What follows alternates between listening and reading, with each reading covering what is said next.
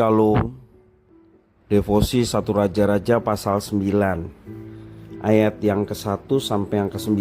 Demikian firman Tuhan. Ketika Salomo selesai mendirikan rumah Tuhan dan istana raja dan membuat segala yang diinginkannya, maka Tuhan menampakkan diri kepada Salomo untuk kedua kalinya, seperti ia sudah menampakkan diri kepadanya di Gibeon.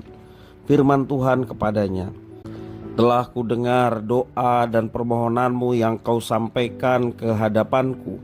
Aku telah menguduskan rumah yang kau dirikan ini untuk membuat namaku tinggal di situ sampai selama-lamanya.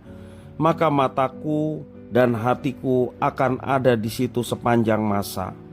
Mengenai engkau, jika engkau hidup di hadapanku sama seperti Daud ayahmu, dan tulus hati dan dengan benar dan berbuat sesuai dengan segala yang kuperintahkan kepadamu, dan jika engkau tetap mengikuti segala ketetapan dan peraturanku, maka aku akan meneguhkan tahta kerajaanmu atas Israel untuk selama-lamanya, seperti yang telah kujanjikan kepada Daud ayahmu, dengan berkata, keturunanmu takkan terputus dari tahta kerajaan Israel.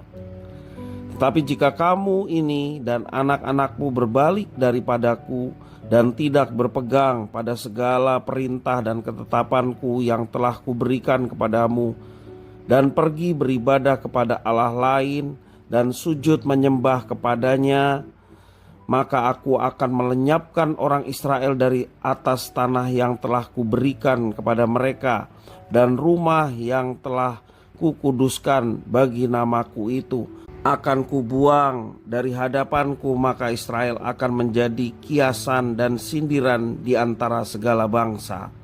Dan rumah ini akan menjadi reruntuhan, sehingga setiap orang yang lewat akan tertegun, bersuit dan berkata, apakah sebabnya Tuhan berbuat yang demikian kepada negeri ini dan kepada rumah ini?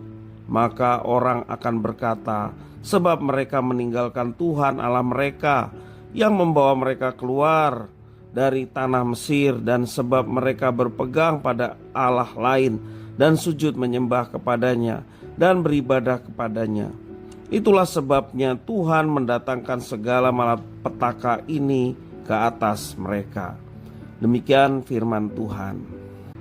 Sejak zaman dahulu, dalam kehidupan manusia sudah berlaku yang namanya syarat dan ketentuan, apalagi bila menyangkut hubungan dua pihak.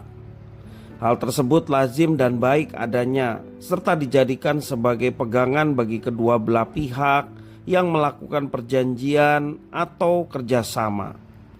Terlebih lagi dalam relasi antara Tuhan dan umatnya, khususnya dengan orang-orang yang dipercaya memegang jabatan tertentu. Persoalan syarat dan ketentuan menjadi keniscayaan. Dalam penampakan yang kedua kepada Salomo, Tuhan menegaskan kembali syarat dan ketentuan tersebut. Tertulis dari teks firman yang kita baca ayat 4 sampai yang ke-9.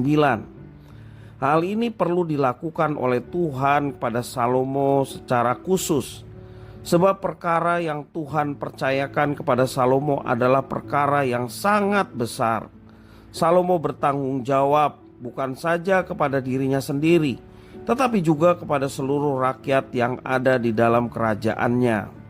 Itu sebabnya Tuhan memberikan syarat dan ketentuan kepada Salomo agar ia dapat menjalankan seluruh tugas dan tanggung jawabnya dengan baik dan benar.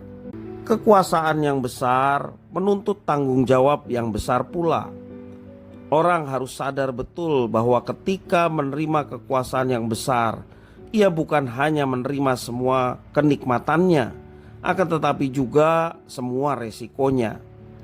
Bukan hanya resiko terhadap dirinya, tetapi juga semua keturunannya. Kita pun sebagai umatnya selalu mengalami berkat Tuhan, dan kita mengelola berkat-berkat Tuhan yang telah dilimpahkannya. Dan dalam mengelola semua berkat tersebut, ada syarat dan ketentuan yang harus diberlakukan, yakni kesediaan kita untuk mengikuti dengan tulus hati segala ketetapan dan peraturan yang sudah ditetapkan oleh Tuhan. Mungkin ada di antara kita yang melihat hal ketetapan dan peraturan sebagai beban.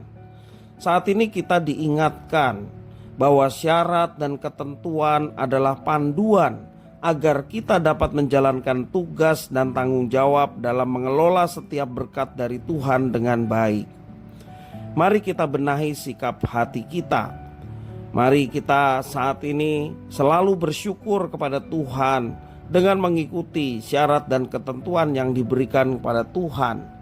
Maka ketika Tuhan disenangkan oleh karena setiap berkat kita kelola dengan baik, dan ketika kita memberikan diri kita dengan tulus ikhlas melaksanakan apa yang dikehendakinya, Dia selalu memperhatikan.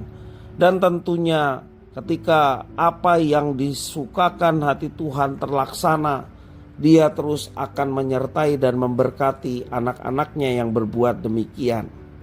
Karena itu jangan jauh dari apa yang dikehendaki oleh Tuhan.